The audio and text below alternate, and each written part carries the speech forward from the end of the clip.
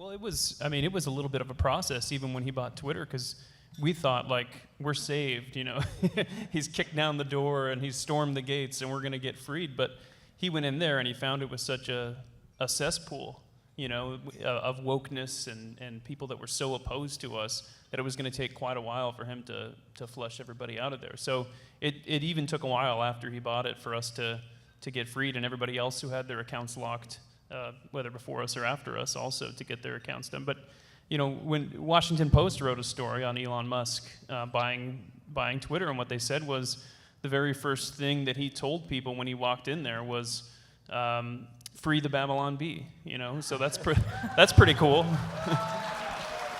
Yeah. In the behind the scenes, which I recently asked him if I could talk about this, because he doesn't like when you talk about like private conversations that you have with him, but he said, sure, I could share this. But the day that he took over as CEO, he messaged me on Twitter and he said, do you want the Bee restored? There will be no censorship of humor.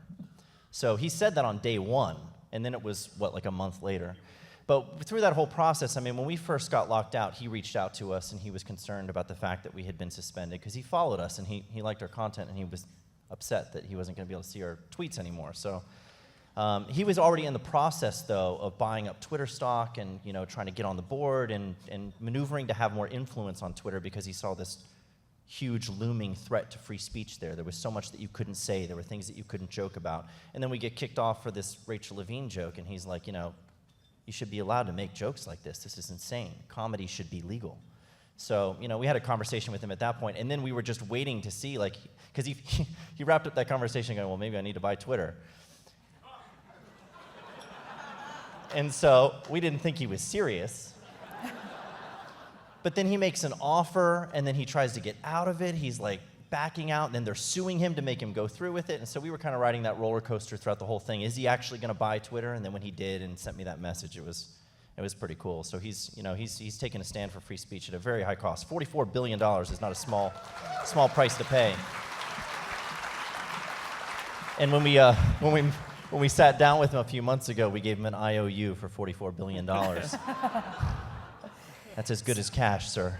And Twitter, it can sound a little insider baseball, the ins and outs of if somebody can get banned from Twitter or not, but certainly social media and a platform like Twitter has such a profound impact on the American populace and what they see and what they don't see.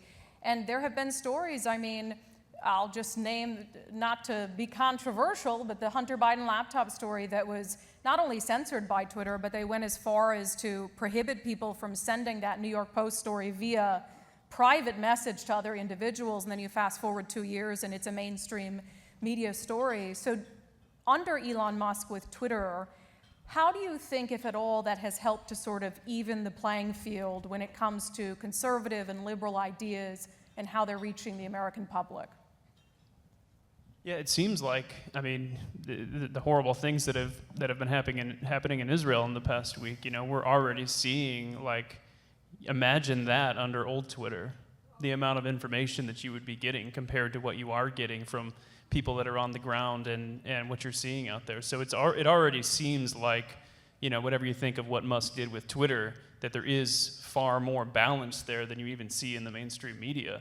And yeah, you bring up the Hunter Biden laptop story, which was a crazy thing, that there's a completely true story that gets banned from even sharing the link, and you have one of the oldest newspapers in America that gets banned from posting anything on Twitter because they reported a true story that didn't agree with the beliefs of the owners of Twitter. So things have definitely shifted in the landscape, and it's been a wild ride to be a little part of that, I think. Yeah, well, and now, there was just another publication that just named Dylan Mulvaney Woman of the Year. And so today we put out a headline, Dylan Mulvaney's our pick for Man of the Year. And we don't expect to get banned on Twitter for that this time around. Not this time, yeah. If we More do, confident. there might still be some old Twitter staffers there that snuck past the defenses and messed with us, but Elon's got our back on that one, I think. We'll see if it gets us banned from Facebook, and then we'll see if Elon wants to buy Facebook, maybe.